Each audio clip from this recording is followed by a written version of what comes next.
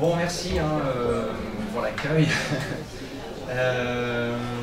Donc voilà, moi je suis en primaire, je ne vais pas vous embêter avec ça exclusivement. Je travaille aussi pas mal sur la cliothèque, je ne vais pas détailler là-dessus, mais vous êtes nombreux à quand même utiliser ce service, si on pourrait dire, et ça marche de mieux en mieux, et c'est une bonne chose. Donc je suis content, après avoir beaucoup lu et écrit, de ralentir un peu ça pour vous dépanner, faire la logistique de tout ça, mais ça permet quand même d'être aux premières loges des avancées un peu épistémologiques de la discipline, tout sans forcément tout lire, donc c'est une bonne chose.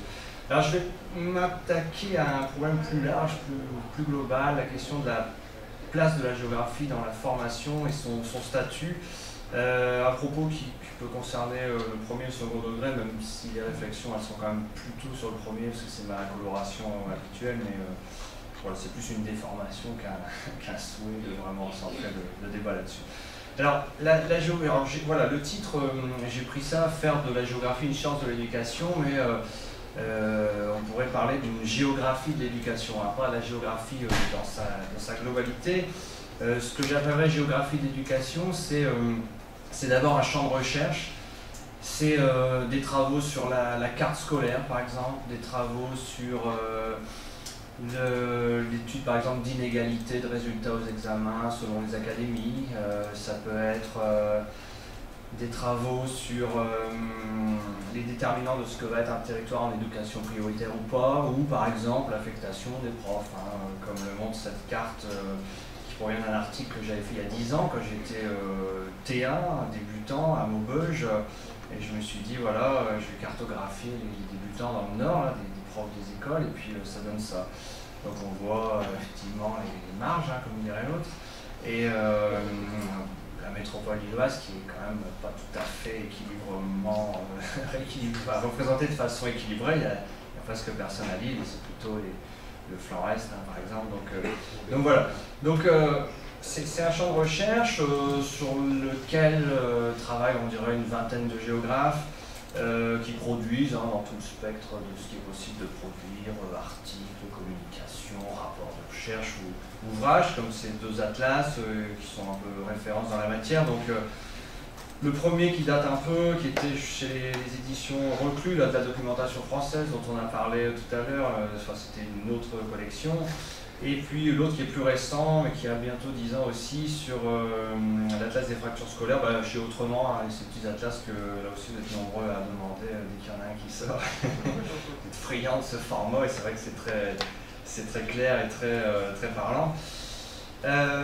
Et ces géographes, donc c'est plus ou moins des gens qui travaillent en réseau. Le pôle historique, il est dans l'ouest français, hommage à Pierre Gégaud là peut-être. Donc c'est tout ce qui... c'est Robert Hérin, c'est ce qui découle de la géographie sociale d'Armand Frémont, Patrice Carreau, Rémi Rouault, c'est les auteurs des atlas, c'est des gens qui travaillent à Caen, à Nantes, à Rennes, etc. C'est des généralistes là, des inégalités éducatives spatialisées, on va dire. Vincent Weschamp, c'est quelqu'un qui avait travaillé sur l'affectation des profs du secondaire, mais qui maintenant a changé de sujet, qui travaille sur le patrimoine. Olivier David, c'est le président de Rennes 2, qui travaille sur les jeunes, en fait, la mobilité des jeunes. Donc c'est pour ça que je parle d'éducation plutôt que d'école, même si on lui met un grand E. Je pense que l'éducation dépasse la seule école, avec les associations, les crèches, les clubs sportifs, etc. Donc c'est plus englobant, à mon sens, de parler de géographie d'éducation. À Marseille, on a une jeune maître de conférence, Gwenaëlle Audren, et sa directrice de thèse qui travaille sur la ségrégation scolaire. À Perpignan aussi, David Giban à d'autres échelles avec des comparaisons sur les États-Unis. À Paris, Jean-Christophe François, quelqu'un qui travaille sur la carte scolaire. Myriam Baron sur les mobilités des étudiants, les parcours de mobilité. Léla Frouillot aussi, c'est quelqu'un qui vient de recruter récemment à Paris. Et notre collègue Catherine Didier-Fèvre à Lyon, voilà, mais à qui on pense, qui a travaillé sur la mobilité périurbaine des jeunes. Donc voilà, donc c'est à peu près ces gens-là qui travaillent là-dessus. Ils se connaissent plus ou moins, pas tous. Quand j'ai fait un travail pour essayer de voir qui faisait quoi et de demander si chacun connaissait tout le monde un peu, mais pas tant que ça. Donc c'est pour ça que je mets que c'est plus ou moins en réseau. Et donc ils font de la recherche là-dessus et ils enseignent que partiellement dans leur service de géo à la fac, c'est souvent une coloration du cours de géographie sociale en L2, en L3, mais c'est pas l'essentiel de leur cours. Et en plus, c'est un enseignement qui ne sort pas de la fac de géo. Donc moi, ça m'interroge, je me dis que ça gagnerait à être enseigné ailleurs, et ça me fait me questionner sur ce qu'on appelle une discipline. Une discipline, ça a trois sens, je pense. Soit c'est une discipline de référence, donc une science de référence qu'on enseigne à l'université, avec ses concepts, ses notions, ses paradigmes, ses auteurs, ses conflits, etc. Ça peut être une discipline scolaire, donc ce qui est primaire et secondaire, ou ça peut être une discipline contributoire à autre chose, en l'occurrence ici aux sciences de l'éducation. Donc si on prend quatre exemples assez simples, les maths, vous voyez, c'est une discipline de référence, une fac de maths, une discipline scolaire, primaire, secondaire, mais c'est pas contributoire aux sciences de l'éducation. Je ne parle pas de tout ce qui est cours de méthodologie, statistique, etc., qu'on rencontre un peu partout. Là, c'est de l'outillage pour faire des travaux, etc., mais l'objet n'est pas éducatif en tant que tel. La psycho, bon, c'est une discipline de référence universitaire, elle n'est pas scolaire, elle n'est pas présente dans le primaire ou dans le secondaire, mais elle est contributoire aux sciences de l'éducation. C'est un gros morceau, la psychologie de l'enfant, la psychologie de l'éducation, c'est quelque chose d'assez important dans ces filières.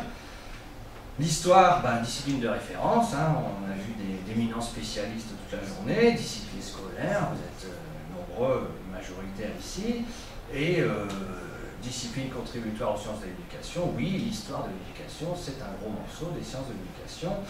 Et vous me voyez arriver avec des gros sabots, la discipline de référence en géographie, elle existe, on en a eu quelques-uns aussi dans la journée, les disciplines scolaires aussi, dans l'ombre d'une autre certes, mais les disciplines scolaires, mais elle n'est pas contributoire aux sciences de l'éducation. Alors que les travaux qui ont été présentés juste avant peuvent se revendiquer de cette thématique. Alors, vous voyez, je prends un exemple d'une maquette, d'une licence sciences de l'éducation, valide, Julien, mais ce serait valable ailleurs, et ce serait valable aussi sur les maquettes de Master MEF, sans problème. On a des disciplines comme ça qui sont contributoires aux sciences de l'éducation, donc c'est la socio-d'éducation à gauche, de l'histoire de l'éducation, de la philo, de l'éco, du droit, de l'anthropologie, de la psychologie, sociologie de l'éducation, enfin tout ce qui est possible d'imaginer de l'éducation.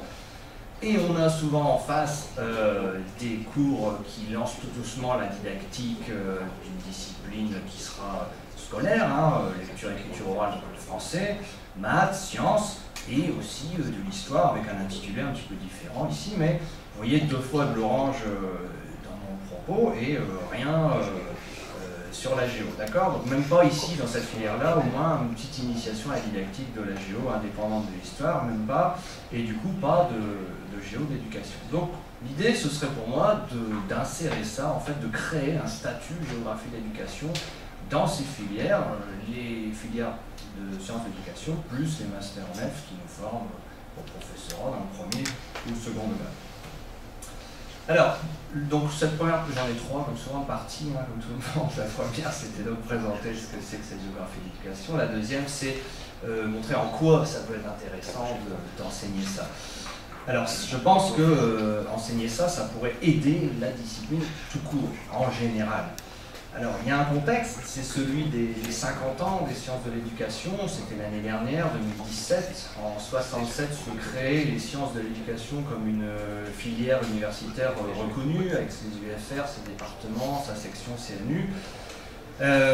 Voilà, je pense que la géo, à l'époque, elle était trop occupée avec ses démons internes entre les tenants de la géophysique et de la géo humaine pour s'intéresser à ça. Enfin, il faudrait voir les plus anciens s'ils veulent confirmer ou pas. Ou peut-être qu'on ne lui a pas proposé tout simplement de se lier à ce débat-là. Alors le problème, c'est cette bivalence qui n'en est pas une. Les derniers chiffres du CAPES, c'est 78% d'historiens. Le problème, c'est que les 22 qui restent, ce n'est pas des géographes seulement, c'est 13% de géographes et 9% d'autres. Alors tant mieux si les géographes ont su se faire employer dans l'aménagement, l'environnement, les transports ou le tourisme. Tant mieux s'il y a des gens qui viennent d'ailleurs s'intéresser à l'histoire géo, tant mieux, tout ça, mais n'empêche que c'est pas une bivalence. Dans le premier degré, on a ce qu'on appelle une polyvalence imparfaite, c'est-à-dire qu'on est généraliste, mais c'est pas un diagramme équilibré avec autant de maths que de français, que de sciences, que de sport, etc. Il y a une domination maths-français et le reste vient quand même secondairement. Thierry Philippot qui dit ça, maître de conférence à Reims. Et il n'y a pas chez les élèves de conscience disciplinaire très nette. Yves Rother, lui didacticien du français, il dit que la conscience disciplinaire, c'est comment les élèves identifient qu'ils se trouvent dans une matière ou dans une autre. Alors ils identifient bien quand ils sont en sport, parce qu'il y a une tenue, il y a une posture, il y a une salle, voilà. Ils identifient bien quand ils sont en maths, c'est un langage différent, etc. En histoire, ça va pas si mal, il y a des personnages, il y a des dates, mais bon, enfin, c'est moins bien que le sport et les maths, mais c'est toujours mieux que la géo, où là, même les photos et les cartes ne font pas, ne déclenchent pas une image de quelque chose de très clair. Et quelque chose de récent, j'en ai mis un petit édito là, sur notre site, la formation continue qu'on reçoit nous dans le premier degré, c'est 18 heures par an, c'est pas énorme hein, déjà, et notre ministre a souhaité pour l'année prochaine centrer ça uniquement sur le français et les maths. Donc voilà, c'est pour dire que ça ne va pas faire nos affaires dans les autres disciplines, donc je me dis voilà, il y a tout un tas de handicaps là, donc il faudrait aider la géo d'une manière ou d'une autre. Alors, je propose ça, le terme de transfert, transfert didactique, je ne sais pas si c'est correct, en tout cas je mets ces deux mots côte à côte, et je me dis qu'en fait il faudrait pouvoir prendre des notions, des concepts, des outils qui fonctionnent dans la géo, et de les colorer avec cette thématique de l'éducation pour comprendre en fait comment fonctionne la discipline tout simplement. Alors, un petit tableau comme ça en 2 diapos. Alors je prends comme entrée théorique l'analyse spatiale qui présente l'intérêt de survivre, je trouve, au changement de programme, au mode, etc. Enfin, si je vous dis des formes, des structures, des lignes, il y aura toujours des lignes, quelles que soient, hein, comme il y a des points et des surfaces. Donc une ligne, ça peut être une limite. Hein, et dans l'atlas le plus récent que j'ai cité, on a une carte par exemple qui s'appelle modèle de dérogation dans les sols. Alors je ne sais pas tout reproduit ici pour pas prendre trop de temps, mais cette carte en fait montre qu'il y a plein de demandes de dérogation pour aller sur Paris et non pas dans les Sommes. Donc on comprend que les limites administratives créent des barrières quand il s'agit de fuir un mauvais collège. Donc c'est une illustration, voilà, dans cet atlas, de ce que c'est qu'une limite, mais colorée avec un exemple lié à l'éducation.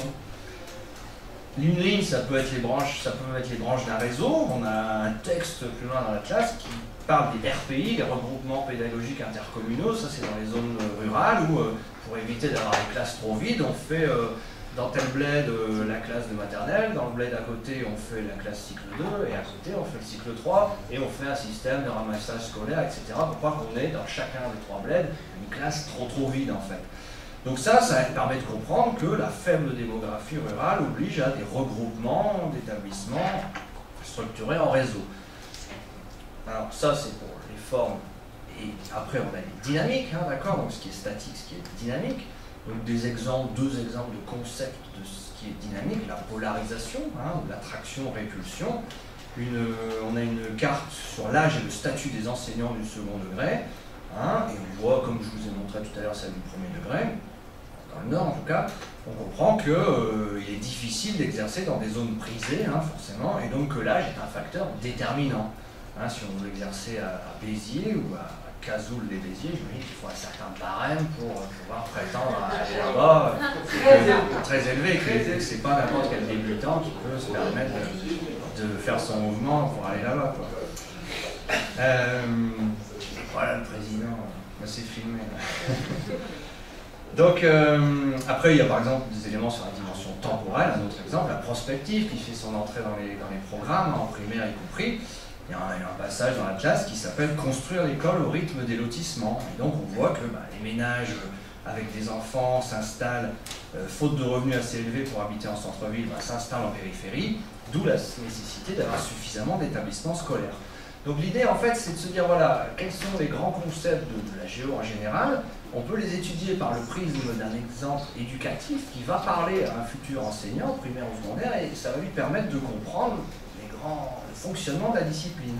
Hein, si on résume, tel étudiant qui sort d'un cours qui cartographie les affectations de prof, il doit saisir ce que c'est qu'une attraction ou une répulsion pour après l'appliquer à autre chose. Hein, l'immobilier, par exemple, il sort de son cours de géo de l'éducation, il va dans un cours de géo plus général, et on lui sort un travail sur l'immobilier. Bon, ben, il comprend que ce qui est pourvu d'aménités est prisé, donc c'est cher, donc c'est dur à obtenir. Voilà, enfin, c'est un postulat que je mets ici devant vous. Est-ce que du coup l'ensemble du bagage conceptuel et les objets potentiels d'études peuvent être abordés à partir de ce transfert provenant de cette géographie de l'éducation? Moi je pense que oui, hein, presque tout.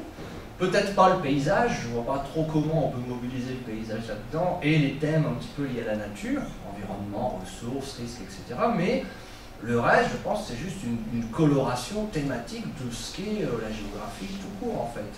Hein.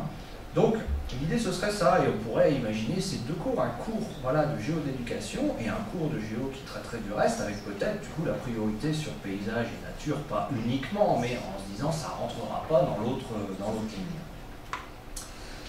Alors, le deuxième sous-point de cette deuxième partie, c'est que on peut donc utiliser cette géo d'éducation pour aider la discipline qui n'est pas en super forme, mais on peut aussi l'utiliser pour elle-même, hein, et pour développer la culturation professionnelle. On a dans notre formation initiale des modules là, qui s'appellent culture commune, connaissance du système institutionnel, ce genre de choses, mais qu'on appréhende par l'histoire, par les textes juridiques, par la socio un petit peu, et pas par l'espace. Ce serait intéressant de le faire en plus, hein, bien sûr, pas à la place d'eux, hein, en plus, d'étudier cette connaissance de l'environnement professionnel par l'espace, et pourquoi pas faire d'une pierre deux coups, faire quelque chose de gagnant-gagnant en se construisant des séances d'études utilisables en classe qui traitent de l'environnement scolaire. Alors moi je pense qu'il y a des questions qui interpellent plus ou moins naturellement les élèves. Hein, les élèves, moi pour ceux que je vois, ils sont assez sensibles à la composition démographique de leur équipe enseignante, à savoir combien d'hommes, combien de femmes, qui est-ce qu'il y a depuis longtemps, et ma soeur est chez Madame Truc, et mon frère là-bas c'était un CE1, CE2, pourquoi c'est un CE1, CE2 cette année, l'année dernière c'était un CE1 tout seul. Voilà, donc il y a des variations dans la démographie de l'équipe enseignante. Les mobilités, dans l'ère de recrutement de l'école, hein, ils sont sensibles à qui habite près, qui habite loin, qui vient à pied, à cheval, en voiture, en skate, etc. La poursuite d'études, je travaille beaucoup avec des CM2, là c'est le drame, ça va être l'éclatement de la cohorte dans différents collèges privés, plus de collèges publics de rattachement, et vas-y, ma meilleure amie, on va plus se voir, etc., etc. Donc ils sont assez sensibles à ça. La comparaison de système éducatif à des échelles plus lointaines, peut-être un peu moins, mais quand on s'intéresse à l'école dans un autre pays, comment ça fonctionne, la classe, etc., c'est des sujets qui peuvent les toucher. Donc je me dis, voilà, on peut investir dans un travail là-dessus, ça servira à la fois pour nous informer de notre territoire d'exercice, et dans la foulée, et même principalement, peut-être on pourrait dire, ça nous servira à faire des séances de géo qui ont cette coloration. Vous voyez des exemples, enfin, moi, voilà, la distance domicile-école, c'est tout bête, hein, on prend un plan, on met l'école au milieu, on met l'adresse des gamins tout autour, on fait des cercles, qui habitent le plus proche, qui habitent le plus loin, etc. On fait des seuils, qui mange à la cantine, qui fait une fois aller-retour, qui fait 2 fois aller-retour, bon, et puis on nuance en disant bien sûr, la distance à vol d'oiseau, ça ne marche que pour les oiseaux, nous on a bien sûr des obstacles, des routes, etc. C'est pas si simple.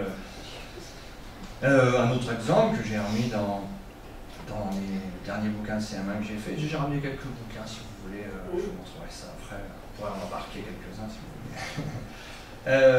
L'éloignement, plus on avance dans la scolarité, vous voyez, 3 cartes de l'arrondissement de Lille, avec 3 élèves d'une famille imaginaire, 3 enfants, un en primaire, un dans le secondaire, un dans le supérieur. Donc la cohorte à gauche, c'est Tourcoing, c'est là où je travaille. Les élèves de telle école, de telle classe, de telle école de Tourcoing proviennent exclusivement de Tourcoing et même du quartier, à part peut-être parents séparés ou une option rare, musique ou langue, je ne sais quoi, qui fait que l'élève habite dans le bled à côté. Quand c'est lycée ou collège, ça commence à s'éclater un peu, puisque les communes voisines n'ont pas forcément l'établissement du secondaire, donc proviennent de villes voisines. Et puis dans le supérieur, là, c'est encore pire, ça s'éclate complètement. La cohorte, elle provient de plein de communes différentes. Donc ça, voilà, c'est une idée simple à faire avancer. Plus on avance dans la scolarité, et plus on va devoir se déplacer pour aller dans ces lieux de formation. Donc, en primaire, on travaille beaucoup sur ça, l'histoire, l'école autrefois, hein, l'histoire, pourquoi pas la géo, hein, pourquoi pas. pourquoi pas insérer ces questions dans les programmes scolaires? Et pourquoi pas en passer, si c'est un biais, si c'est une étape nécessaire, un mal nécessaire, pourquoi pas insérer ça dans les questions de concours de CAPES-AY là. Pourquoi pas, une fois qu'on aura fini le tourisme et les loisirs, je ne sais pas qui décide, qui propose, mais dire tiens, les territoires scolaires, là, pourquoi ce ne serait pas une question de CAPES-AY, c'est pas moins noble que les conflits armés, ou je ne sais quoi, ou l'océan, ou le tourisme, ou la nature, ou les forêts, ou je ne sais quoi. Donc pourquoi pas? Il y a tout le bagage conceptuel, il y a tous les outils possibles pour faire fonctionner ça. Ça permettrait aux collègues de produire des bouquins, des ressources, de faire connaître le sujet, de le populariser. Moi, j'ai pas la main politique là-dessus, mais tous ensemble, on va y arriver. Un troisième et dernier point, c'est pas simple cette histoire. Vous en parlez comme ça devant quelques personnes qui ont l'air souriantes, convaincues, tant mieux, mais passer le cap de mettre ça dans des maquettes, c'est pas gagné, quoi. Donc c'est un pari qui est compliqué, sur la forme et sur le fond. Alors sur la forme, c'est où prendre place, où et comment. Donc j'ai bouquiné un peu des travaux sur comment un contenu rentre dans une formation finalement, comment on fait passer des choses dans un cursus en fait, et je trouvais pas grand chose, des travaux sur le genre, sur l'olympisme, sur l'occitan, sur l'histoire des sciences et techniques, et c'est des travaux qui montrent qu'il y a soit, c'est très tranché, soit des facteurs qui favorisent le fait qu'on va mettre ça dans une formation ou créer une formation en ceci ou cela. Donc il y a une préoccupation institutionnelle, il y a des habitudes de travail, il y a un soutien financier, ou au contraire, il y a des facteurs qui bloquent, qui limitent la chose. Il y a une pesanteur des mentalités où on se trouve dans des contextes de défense ou de survie d'une discipline. On a le CAPES d'Occitan qui est menacé, attention, etc. etc. Donc voilà, donc ça semble pas simple je dis Occitan parce que j'ai trouvé un article là-dessus, mais ça peut être valable pour d'autres langues. Et voilà. Mais voilà, donc l'idée c'est que c'est pas toujours simple de s'insérer comme ça dans la formation. Alors ça pose la question de qui se chargerait de ça, parce qu'en l'état actuel, je ne vois pas grand monde qui est capable de s'occuper de ça, parce que on a les ressources humaines qui ne sont pas toujours les bonnes, pourrait-on dire, dans la formation des enseignants pour la géo. Alors, il y a les universitaires, donc ceux qui sont maîtres de conférences et professeurs. Donc on sait qu'on est recruté sur la recherche, essentiellement, et pas sur l'enseignement. Vous pouvez relire la dernière interview d'Hervé Regnault, qui était président du CNU dans la revue Carnet de Géographe. C'était un breton aussi, lui. Et il dit voilà, on recrute par la recherche parce qu'on ne sait pas recruter par l'enseignement, on ne sait pas évaluer les activités d'enseignement, on ne sait pas faire. Donc on prend un truc très mécanique, les articles, combien vous avez fait d'articles, dans quelle revue, et c'est ça qui prime, quoi. Quand bien même vous êtes un brillant pédagogue avec vos étudiants, c'est très secondaire ça. Donc on est recruté sur la recherche, pas toujours du coup en lien avec les questions d'enseignement et la discipline de référence. Et du coup il y a une tension entre les savoirs de référence, donc quand on est recruté en histoire ou en géo, plus qu'en sciences de l'éducation, ou dans l'autre sens, parce que dans un côté on va vous dire bon écoutez oui c'est bien, vous êtes géographe, vous êtes historien, mais vous n'êtes pas assez au fait des processus d'enseignement-apprentissage, vous n'êtes pas un didacticien comme il faut, ou dans l'autre sens on va dire bon vous êtes très au fait des processus d'enseignement-apprentissage, mais pas suffisamment finement dans votre discipline, donc ça va pas. Donc ça ne va jamais en fait. Et du coup, je me dis que si on crée un besoin en géographie de l'éducation, ça permettrait de reconnecter tout ça en fin de compte. On aurait des gens qui seraient à la fois disciplinairement costauds sur la chose, tout en faisant passer finement les processus d'enseignement-apprentissage en fait des élèves qu'ils auront du primaire ou du secondaire. On a aussi ce problème, je pense, des formateurs qui ont ce statut second degré, qui eux ont cette charge de 384 heures au lieu de 192 pour un maître de compte, donc c'est le double sans la recherche. C'est rentable pour l'institution ça. Le problème c'est que si ces statuts sont un peu surreprésentés par endroit par rapport aux universitaires, il n'y a pas trop la recherche qui va avec. Et voilà, donc je ne dis pas qu'un agrégé certifié en SP ne peut pas faire de la bonne recherche, je ne dis pas ça, je dis que ce n'est pas dans ses obligations, donc il n'en fera pas forcément. Et le truc, c'est que on les renforce, quoi, ces statuts. Hein. Ça, c'était c'est Laurent Game là, qui avait partagé ça sur Facebook de la revue Nouveau Il, et c'était un graphique qui montre l'évolution du nombre d'agrégés et de certifiés dans le supérieur. Donc à partir des années 90, bing, il y a une accélération terrible. Là, on utilise de plus en plus d'agrégés certifiés parce que ça coûte moins cher qu'un maître de conf, tout simplement. Donc voilà. Pardon? C'est quasiment 4 000 Ouais, ben voilà, mais il y a ce basculement, voilà, enfin c'était assez jusque 90, ça semblait être pas tellement, mais voilà, donc ça augmente fortement. Bon, ce qui est gênant, là, c'est un petit coup de gueule personnel, c'est la non-reconnaissance du statut PE aussi, ça c'est une catastrophe, c'est-à-dire que pour former à la maternelle, on va recruter un PE, le PE est noble pour former à la maternelle, dès qu'on passe au CP, le PE n'est plus noble. Donc on rentre dans les disciplines, on rentre dans la nécessité d'avoir un certifié, un agrégé, alors que notre regard polyvalent et les reconfigurations disciplinaires, travaux de Christine Verniol-Ménard qui est à l'ESP de Toulouse, montrent qu'un PE, enfin, on ne recourt pas forcément à l'histoire quand on fait de la géo. Quoi. Moi, je fais de la géo, je n'ai pas l'histoire qui me vient en aide, en béquille, en premier lieu. Quoi. Je vais penser aux maths, au français, à la science, à l'art plastique, etc. De temps en temps, bien sûr, l'histoire, et la géo-histoire, on a vu des beaux exemples aujourd'hui. Mais voilà.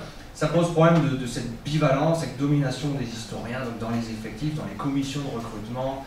Voilà, je vous passe une tentative de recrutement à l'ESP de Lille en décembre où je candidate sur un poste de formateur premier degré, où tous les autres candidats sont des gens certifiés agrégés. Je me dis c'est bon, j'ai face à moi 6 historiens sur 6 qui voulaient un certifié agrégé.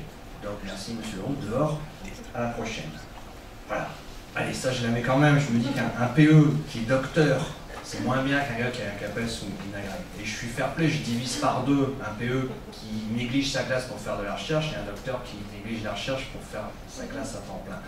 Donc ça aussi c'est un problème qu'il faudra régler un de ces jours, l'absence de lien entre le diplôme et le concours dans ce beau pays.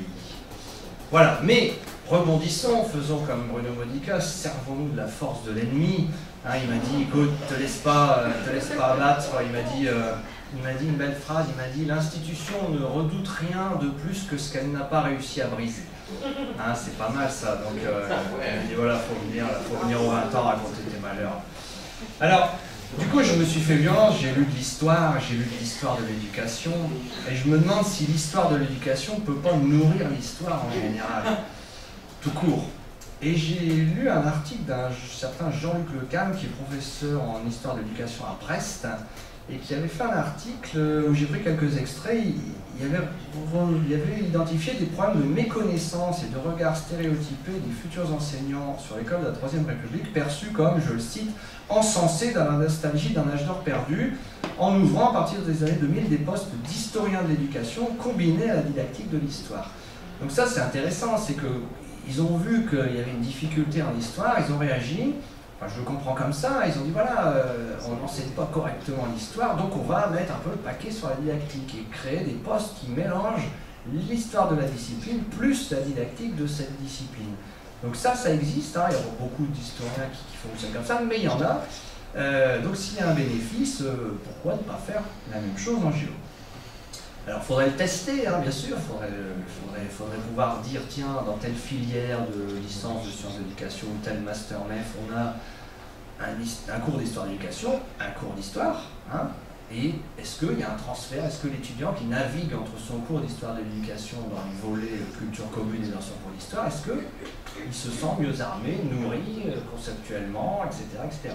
C'est à tester ça. Alors, à mon avis, par endroit, avant de généraliser, je pense qu'il faut peut-être toucher à la formation continue d'abord, faire un petit essai par-ci par-là, parce que la formation initiale, on ne va pas bouleverser les choses du jour au lendemain. Peut-être qu'il faut passer par une option culturelle avant d'attaquer un tronc commun, et peut-être que l'université et les licences sont plus malléables, je pense, que la machine Master MEF, qui est quand même assez lourde à manœuvrer à échelle nationale.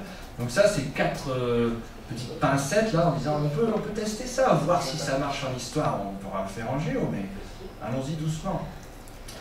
Et dernier morceau, donc compliqué sur la forme, compliqué sur le fond, je me demande s'il n'y a pas ici une question socialement vive. Donc le Gardé-Simoneau, c'est les auteurs qui ont parlé de ça, les questions socialement vives, c'est des questions qui posent problème à 3 niveaux, dans la classe, dans le domaine de la recherche et dans la société. Donc c'est voilà, la Shoah, l'esclavage, etc., etc. Moi je me demande si ces questions-là, c'est pas un petit peu socialement vif aussi. Alors j'ai souligné que le dernier, parce qu'on n'en parle pas dans les classes, donc la question ne se pose pas. En recherche, les 20 chercheurs qui travaillent là-dessus, ils ne sont pas suffisamment nombreux pour se tirer dans les pattes, je pense. Mais au niveau sociétal, quand on écoute un peu le journal, etc., on entend voilà, l'école à 2 vitesses, les classements des lycées parisiens, gna et hors banlieue, c'est la décadence, etc., la Finlande c'est mieux, enfin bon. Donc, vous voyez, c'est quand même pas un sujet qui est amené avec toutes les pincettes qu'il faudrait, c'est ça, enfin voilà, ça remue un petit peu le public, quoi. L'accès aux sources est difficile dans la classe deuxième de Caro et Rouault chez Autrement. Dans leur conclusion, ils disent on a eu du mal à avoir accès aux sources. Ils disent on a des irrégularités dans le temps long, dans la diffusion des indicateurs. Le ministère ne communique pas de manière homogène là-dessus. Donc ils disent on a du mal à faire des séries. Quand ça va bien, on a les chiffres. Quand ça va moins bien, on n'a pas les chiffres. Moi, je l'ai vu aussi à ma petite échelle. J'ai fait mon article sur l'affectation des débutants dans le Nord. Au rectorat, inspection académique, on a dit monsieur Leroux, vous avez autre chose à faire que de faire des statistiques en première année, vous n'avez pas des cours à préparer. Si, mais j'ai envie de faire une carte quand même sur mon temps libre. Bon. Donc j'ai eu les chiffres dans un syndicat, c'est pas grave, j'ai fait ma carte quand même.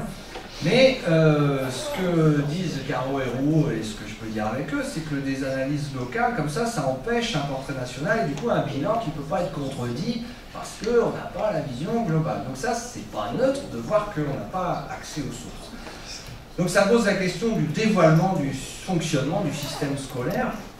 Est-ce qu'une institution qui est chargée de former ses profs, et donc de la servir, est-ce qu'elle aurait intérêt à ce que soit enseigné un discours qui soit basé sur l'étude d'inégalité, de réussite, de moyens, de mise en œuvre, de fonctionnement? Est-ce que c'est pas se tirer une balle dans le pied, ça, en disant voilà, finalement. Bon. Alors, à nouveau, les historiens, ma caution, hein, en sont passés par là, entre 70 et 90, toujours dans cet article de Le Cam. Il nous met, une plus grande citation, je suis désolé, mais il dit, alors les historiens, ils apportaient des questionnements, des approches sur les chantiers de la nouvelle histoire sociale et culturelle qu'ils ont pu renouveler l'historiographie de l'éducation en l'orientant vers l'étude des pratiques réelles de l'école, en particulier dans leur dimension sociale et culturelle. Certains de ces travaux étaient inspirés des apports de la nouvelle sociologie de Bourdieu. Celle-ci opérait un effet de dévoilement sur le fonctionnement social du système scolaire. Donc lui, c'était la reproduction des élites, etc. Mais il y a cette idée qu'on peut parler des coulisses, entre guillemets, de ce qui se passe, et sans tabou, sans difficulté. Et il précise, il dit voilà, ça n'a pas amené les historiens dans l'impasse, hein, cette histoire de travailler sur le fonctionnement du système scolaire, ça ne les a pas détournés de l'essentiel, au contraire, hein, ça leur a donné à cette école française une orientation, un nouveau souffle, quelque chose de très caractéristique. Je termine. Donc il faudrait, je pense, constituer un besoin d'éducation en la matière. Hein, bon, le temps savant qui va vite, le temps scolaire qui est plus lent, et un temps médiatique, hein, finalement. C'est dommage que Benoît Falaise soit parti, mais il avait quand même eu cette mission sur la laïcité. Lui, quand il était au ministère, c'est pas arrivé sans raison, ça. Donc quand il y a un souci, tout de suite, il faut l'enseigner, il faut que ça rentre dans les cases, il faut que ça rentre dans les programmes, pardon, comme on a les violences, la toxicomanie, etc., etc. Donc voilà, il y a un souci, parfois ça rentre assez vite dans les programmes et dans les questions parce que la société le souhaite, quoi. Alors, la géo, est-ce qu'elle n'a pas aussi, sur la forme, un pouvoir de communication peut-être plus important que l'histoire? Enfin, je me dis, vous voyez la carte là, bon, elle vous choque moins parce que vous n'êtes pas forcément du Nord et vous n'êtes pas, débutant et vous n'êtes pas instit, mais il y a l'idée d'être affecté loin de chez soi. Donc vous voyez, c'est Paris Match, quoi, le poids du mot, le choc des photos, c'est que des cartes comme ça, est-ce que c'est pas plus immédiat et plus violent qu'un discours historique qui est un peu lissé entre telle et telle période? Bon, on a eu une politique éducative qui allait pas si mal, puis une autre qui allait moins bien, puis là, etc. Et du coup, quand on regarde de la date 1 à la date finale, on se dit, bon, ma foi, ça va pas si mal, etc. Donc, est-ce que c'est pas, j'en sais rien, c'est sans condescendance sur l'histoire, mais est-ce qu'il n'y a pas le côté plus immédiat de l'image, voilà. D'un autre côté, ces chercheurs qui travaillent là-dessus, ils publient dans des sphères qui ne sont pas que la sphère universitaire, hein, avec l'UNESCO, le rectorat, etc. Donc, Preuve qu'on peut être entendu, même si les conclusions ne sont pas agréables. Et les étudiants sont intéressés, enfin j'avais fait des vacations il y a quelques années, je leur ai montré ça, croyez-moi qu'ils écoutent attentivement quand ils se demandent où est-ce que je vais être nommé. Voilà. Alors, je termine, on est bon au niveau timing. Donc l'idée c'est quoi? C'est de nourrir en fait une discipline scolaire par le biais d'une discipline contributoire aux sciences d'éducation. Et de développer la culturation professionnelle. Il y a deux intérêts à ça. Le premier, il va concerner les futurs instituts et les futurs profs d'histoire géo, ceux qui vont avoir à faire de la géo. D'accord? Ils ont une matière qui est dans une bivalence qui n'en est pas une, donc on peut l'aider en fait. D'accord? C'est tout simplement créer une ligne. Il y a une ligne histoire d'éducation, il y a une ligne histoire, il y a deux lignes. Alors, il faut qu'en face, il y ait deux lignes aussi, tout simplement. L'autre point, c'est développer la culturation professionnelle par l'espace. On peut le faire, ça peut servir n'importe qui, même pas forcément un enseignant qui sera en histoire et en géo. Il y avait Michel Lusseau avait dit, je ne sais plus dans quelle revue récemment c'était passé sur GeoTamTam, il avait dit voilà, il faudrait mettre de la géo en SP en majeur là, pour tout le monde. Ouais, d'accord, je suis d'accord, mais ça me paraît ambitieux et très utopique comme ça. Faisons-le comme ça déjà et on verra quoi. Hein. Mais du coup, le terrain est balisé, hein, la production scientifique elle existe, pas de souci. Les concepts et les méthodes de cette géographie, à mon avis, ça représente tout simplement l'esprit de la discipline actuelle et des programmes. Hein, c'est pas une émanation exotique. Non, non, c'est juste un exemple, c'est une coloration de ce que c'est. Les propositions que je vous fais ici, elles sont faites avec des pincettes. La relation avec l'histoire, elle est particulière, c'est à la fois un fardeau, mais c'est aussi une source d'inspiration dans cette histoire. Et est-ce qu'il n'y a pas enfin un cercle vertueux à imaginer pour la géo, arriver enfin peut-être à l'équilibre, j'en sais rien, enfin en tout cas tendre vers cet équilibre, et surtout ne plus travailler à moyens constants. Hein, je ne pense pas qu'on arrivera à 50-50 sur le CAPES, hein, mais voilà, qu'on ne dise plus avec fatalisme, ouais mais voilà, c'est les historiens qui dominent, là, on travaille entre nous, voilà, non, voilà, on crée un besoin, on recrute des géographes, et puis voilà, terminé quoi. Mais voilà, moi je reste un PE à temps plein, je ne peux pas faire ça tout seul. Mais avec le collectif que nous représentons et les voix que nous portons à droite à gauche, peut-être y arriverons-nous. Voilà, merci.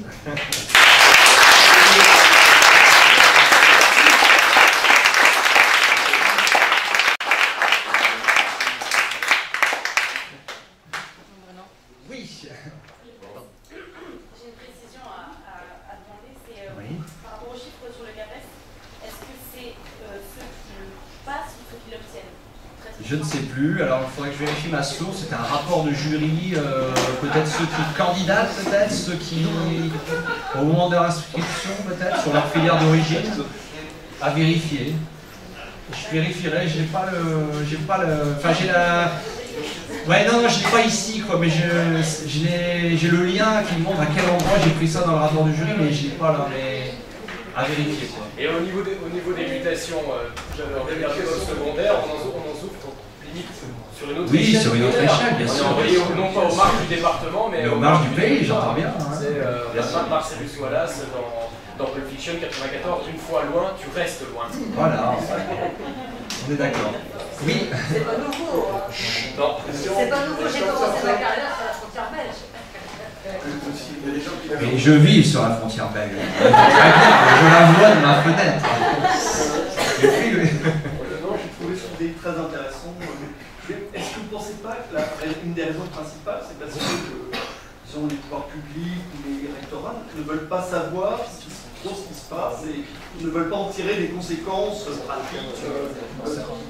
Alors, s'ils le savaient vraiment, ils en tireraient des conséquences ou des politiques qu'ils ne veulent pas.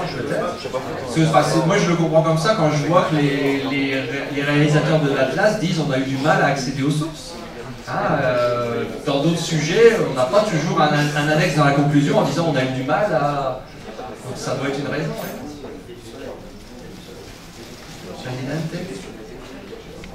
Voilà. Bon.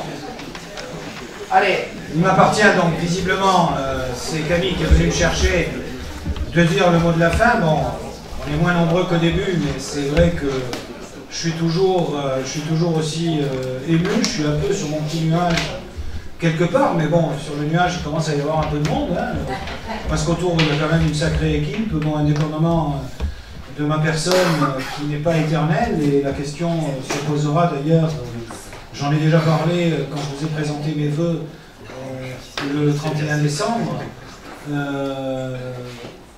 C'est vrai que ce qui a été fait, et ce que j'assume parfaitement avoir conduit, n'a pu être fait que parce qu'il y a eu des volontés, des personnes, avec leurs enthousiasmes et leurs talents, qui se sont agrégés. Qui se sont agrégés au-delà de ce qui pouvait aussi les différencier, quel que soit le terrain. Alors moi, ce que j'ai envie de vous dire, c'est, on ne va pas être long, c'est dire, alors ils tiennent peut-être à ce que je ressorte la série d'anaphores que j'avais pu utiliser. C'est vrai qu'on a réinventé les clionotes, qu'on a réinventé les clionotes, ça voulait dire sortir de la dérive techniciste et de la fascination pour le numérique avec des outils qui devenaient obsolètes avant même qu'ils ne soient maîtrisés. Réinventer les clionotes, c'était faire comprendre que l'on n'est pas simplement des usagers du numérique, mais que nous sommes d'abord et avant tout des praticiens de l'enseignement de l'histoire et de la géographie. Réinventer les clionotes, c'est aussi créer une structure conviviale, respectueuse des différences. Réinventer les clionotes, ça veut dire aussi s'engager dans le combat autour de nos disciplines sans avoir de recherche d'ambition personnelle ou de sinécure dans ce que l'institution peut nous proposer de pire. Voilà, réinventer les clionotes, ça a été tout cela. Je l'ai fait avec d'autres, je l'ai fait avec vous, je continuerai à le faire avec vous pendant un certain temps, avant que d'autres prennent le relais. Il y a une nouvelle génération qui arrive, on a connu des crises de croissance. C'est vrai que quand Marc de Velder disait « nous serons bientôt 400 adhérents », on le prenait pour un fou furieux. Et puis quand on a passé le cap des 800, je me souviens d'ailleurs de méthodes parfaitement autoritaires d'ailleurs, parce que le cap des 800, je me souviens, quand j'avais dit « nous sommes 799, il faudrait passer le cap des 800 adhérents », Annie de Nicolas a fait « ah ben j'ai trouvé une solution ». Bon, son mari a dû adhérer au clionote. Voilà, c'est le 800. Vous connaissez Jojo, le 800e adhérent du clionote. Voilà.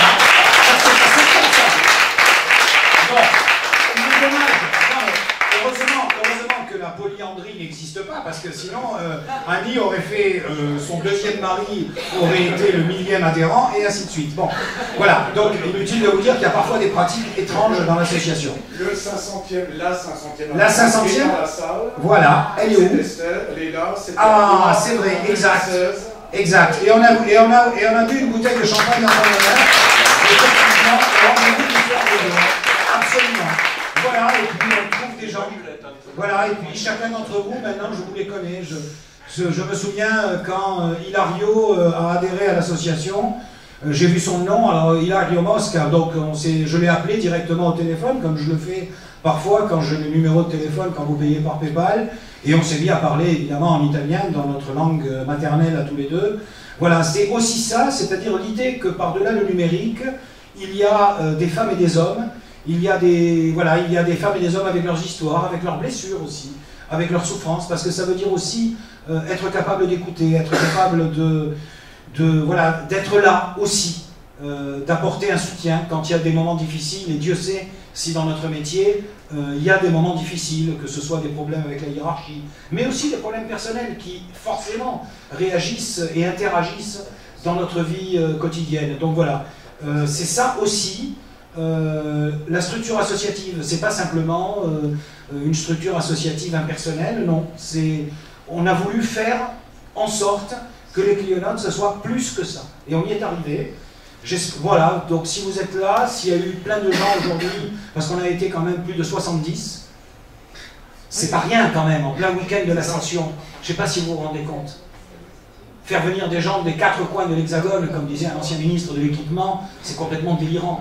Il fallait oser. Celle qui l'a voulu d'ailleurs, il faut le dire, celle qui a voulu les 20 ans des clionotes, c'est quand même Camille aussi. C'est elle qui les a voulu. Voilà. C'est elle qui les a voulu. Donc voilà, tout ça, c'est ce qu'on a fait maintenant. Alors on a suivi pendant toute la journée aussi. Mais le consensus était un peu vide, il fallait le remplir. Voilà, voilà. Donc, pendant toute la journée aussi, on a subi, vous allez le voir malheureusement, ce sont les scories des réseaux sociaux, on a subi des attaques, y compris basses, y compris d'appels à la pendaison, enfin des trucs comme ça, voilà. C'est ça aussi, alors malheureusement, voilà, on est bien ensemble, mais voilà, il faut essayer d'aller au-delà, il faut dire à nos collègues que ils peuvent trouver autour de nous ce qu'ils peuvent rechercher, et ils peuvent aussi apporter énormément de choses à ce qui nous anime et à ce qui nous réunit, c'est-à-dire l'enseignement de l'histoire et de la géographie, discipline scientifique et de formation. En 1984, et je terminerai par ce souvenir, en 1984, il y a eu le Forum de Montpellier sur l'enseignement de l'histoire. C'était Alain Savary, l'ancien ministre de l'Éducation nationale de François Mitterrand, un ancien fondateur du PSU pendant la guerre d'Algérie, qui était ministre de l'Éducation nationale, et il avait organisé le colloque de Montpellier sur l'enseignement de l'histoire. Je commençais à peine ma carrière, j'étais à l'époque membre de l'association historique, et avec Jean Perrault, nous écrivions le texte de référence. Vous le connaissez parce qu'il est dans les statuts de votre association. Défendre l'histoire et la géographie, discipline scientifique et de formation dans tous les ordres d'enseignement. C'est ce qui nous rassemble. Mais au-delà de ce qui nous rassemble, il y a, une fois de plus, cette idée que l'on construit quelque chose ensemble qui nous dépasse. Et donc c'est un peu le message que j'ai envie de vous délivrer. On va continuer, on va faire mieux ensemble. Bon, on est 1400 adhérents aujourd'hui, parce qu'aujourd'hui, il y a eu 5 nouveaux adhérents pendant qu'il y avait des conférences. Voilà, je transfère à Christelle, parce que c'est elle qui gère en ce moment ce genre de choses, et ce n'est pas encore aussi opérationnel qu'on le voudrait, mais ça, on compte sur Xavier pour nous trouver la solution. Et puis, voilà, on va continuer, et j'espère que à la même date, l'année prochaine, en 2019, on sera au moins 2000. Et puis, il faut bien comprendre que par nos réseaux et par notre influence, nous touchons aujourd'hui 20% des 38 000 profs d'histoire géo. Il y en a en fait 28 700 de stricte observance en activité. 28 700, je ne parle pas des PLP et autres qui sont binômes, mais qu'on peut aussi intégrer comme des collègues. Donc on arrive à influencer et à concerner à peu près 20% de notre corps de métier. Il est évident que si on arrivait en termes d'adhérents à dépasser ce cap, c'est évident que nous serions désormais incontournables et que l'histoire géo trouverait la place que nous estimons devoir être la sienne dans notre enseignement et dans notre système éducatif. Ensuite, il y a la réflexion sur les démarches pédagogiques. Je crois que ce qui nous rassemble, c'est qu'au-delà des outils numériques, au-delà des démarches pédagogiques, nous sommes d'abord des historiens et des géographes, et nous ne le sommes pas simplement dans nos salles de classe, nous le sommes aussi dans la cité. Et je rêve effectivement que ce que nous faisons aujourd'hui à Béziers, dont je vous ai parlé tout à l'heure, à propos de ces cafés géopolitiques qui sont ouverts au grand public, nous puissions le faire partout, partout dans ces zones bleues qu'on a vues sur la carte de Romain tout à l'heure, dans ces zones qui sont totalement bleues, que vous soyez capables, les uns et les autres, de dire à vos collectivités locales, que c'est comme ça, aux médiathèques, aux centres culturels, enfin aux foyers ruraux, si vous êtes dans les fins fonds du bled, dans la France des marges, comme on dit, vous soyez capable de dire, voilà, je suis prof d'histoire géo, et je vais parler à mes concitoyens de la géopolitique du Moyen-Orient, je vais parler à mes concitoyens de la géopolitique de la Turquie, je vais parler à mes concitoyens de la géopolitique des États-Unis de Donald Trump. C'est ce que fait Marc de Welder avec bonheur dans un village que je vous trouverai, vous aurez un mal de chien à trouver sur la carte si vous n'avez pas Google Maps, c'est Tourbe. Il fait ça au foyer rural de Tourbe pour le foyer pour l'université du tiers-temps. Et il fait œuvre d'historien et de géographe dans la cité. Et ça, on peut le faire aussi, mais on peut le faire aussi pour développer notre mouvement. Parce qu'une fois de plus, notre démarche, elle est citoyenne. Juste un point aussi sur lequel j'aimerais vous en parler, parce que c'est quelque chose auquel je tiens. Nous avons un agrément de l'éducation nationale. Nous avons un agrément de l'éducation nationale, c'est quelque chose que nous avons obtenu le 22 septembre 2016, nous sommes inscrits au BO, ce qui vous permet d'ailleurs, quand vous venez à une journée de formation des cléonotes, de demander des autorisations d'absence que l'on aurait que l'on aurait des difficultés à vous refuser, notamment pour aller à Blois, pour aller à Saint-Dié, ou pour aller au Festival de géopolitique de Grenoble, ou même pour aller aux 20 ans des cléonotes. Il y en avait 2 qui étaient là tout à l'heure, à qui j'ai fait une belle lettre et autres. Ils n'étaient pas adhérents des Clionotes, du moins, maintenant ils le sont, je crois. Mais bon, peu importe. Voilà, il y a quelque chose auquel je tiens aussi, parce qu'il y a cette dimension que vous connaissez pour beaucoup d'entre vous. Nous avons un agrément de l'éducation nationale, mais le projet, parce que c'est quelque chose qui, moi, me tient à cœur, mais qui vous tient à cœur aussi. Vous avez vu que le discours que nous tenons sur le groupe Facebook, notamment, à propos de ceux qui ont fait le choix de servir. Et quand je dis faire le choix de servir, ça veut dire l'engagement au service des autres en étant sous l'uniforme. Cet engagement, on y attache une importance particulière sur notre groupe. Pour des raisons familiales, vous le comprenez, vous connaissez pour la plupart d'entre vous le métier de mon fils. Je suis effectivement père de soldat. Et puis, il faut savoir, les Clionotes ont des liens très étroits, conventionnels, sous forme de convention, avec des régiments de l'armée de terre, qui sont en attente de formation en histoire des relations internationales, en géopolitique, et sur les grandes questions contemporaines, ce qu'on appelle les grandes questions de culture générale. Eh bien ça, qui peut l'apporter? Qui peut l'apporter dans un enseignement de spécialité? Eh bien c'est le professeur d'histoire et de géographie. C'est pas n'importe quel prof d'histoire-géo, évidemment. Mais, très franchement, est-ce que vous êtes n'importe quel prof d'histoire-géo? Non, forcément, puisque vous êtes là. Donc, ça aussi, c'est quelque chose que je souhaite qu'on aille vers ça. Je souhaite qu'on aille vers cette idée que, finalement, oui, on a un agrément éducation nationale, très bien, mais moi je rêve d'un agrément ministère des armées, puisque ça s'appelle comme ça maintenant, au ministère de la Défense nationale, quand le prochain ministre aura changé d'intitulé, ce qui ne saurait tarder probablement. Voilà, j'ai envie aussi de ça, parce que, quelque part, c'est aussi une forme d'engagement citoyen. Quand on parle d'éducation à la citoyenneté, c'est aussi ça, être historien-géographe, et c'est comme ça d'ailleurs qu'on peut légitimer le fait que nous assurions l'enseignement moral et civique. C'est aussi comme ça que nous pouvons légitimer le fait que dans l'enseignement de spécialité prévu dans la réforme des lycées, nous puissions légitimer notre demande qui est de dire que oui, l'enseignement d'histoire, de géographie, de géopolitique et de sciences politiques doit être assumé par les professeurs d'histoire et de géographie. Et contrairement à ce qui a pu être fait par d'autres, bien nous ne résignons pas, nous nous battrons jusqu'au bout pour obtenir cela. Il y en a d'autres qui ont fait des petits compromis plus ou moins discutables avec nos collègues économistes. Je n'ai rien contre nos collègues économistes, mais ils ont leur enseignement de spécialité. Je ne vois pas pourquoi nous, historiens géographes, nous serions la seule discipline à ne pas avoir son propre enseignement de spécialité spécifique. Ça, je suis désolé, mais si l'association historique n'a pas été capable de le comprendre, je crois que l'association historique, elle a fait la preuve de, peut-être, je vais être extrêmement cruel, extrêmement brutal, parce que j'en ai pris quand même beaucoup gros sur la patate toute la journée d'aujourd'hui sur les réseaux sociaux, j'ai un peu l'impression qu'elle a atteint ses limites, et que, à mon sens, elle n'est plus vraiment réformable. Eh bien, effectivement, il est temps de tourner la page, et cette page-là, bien, c'est nous qui l'ouvrons. Ça fait un moment qu'on a commencé, ça fait 20 ans exactement. Pas exactement, parce qu'en réalité, les Clionotes, ce n'était pas ce que c'est devenu aujourd'hui, mais ça fait un certain temps que nous avons décidé de tourner la page. Eh bien, si vous voulez, on va continuer à en écrire pas mal, et j'espère qu'elles seront nombreuses, et j'espère qu'elles seront belles. Bonsoir à tous, je vous aime.